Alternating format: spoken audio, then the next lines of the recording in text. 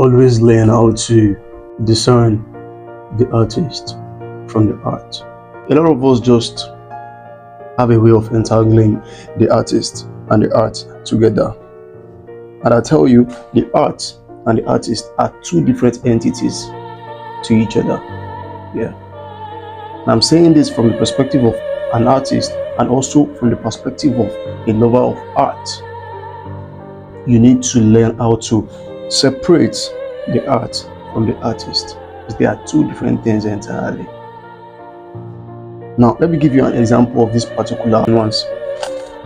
There are a lot of times that I've written poems that they are just sheer channeling of the moment. They are just expressions of that particular state.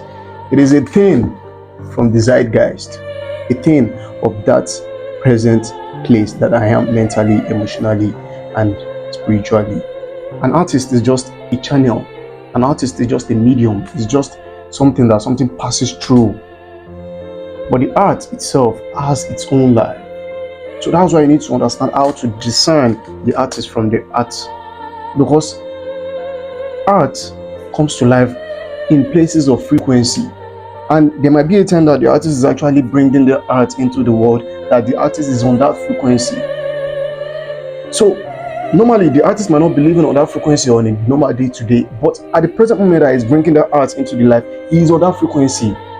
Anything might bring him onto that frequency. It might be through use of substances, it might be through experiences around him, it might even be through a place that he is physically at that present moment. And once that art is out, it has a life of its own. That's the kind of example whereby you can see some artists be a one-hit wonder. Why? Is because they were on that frequency, but they couldn't keep up because that's not their day-to-day frequency. And the art just had a life of its own. That's why you see some certain kind of music that comes into the world. They go viral, they make their own wave.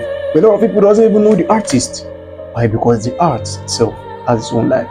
And another thing that makes this particular nuance very, very important is the fact that how a lot of people judge people's art based on the characteristics of the artist, based on the person of the artist. The person might be releasing sublime art, but he might not be that kind of person.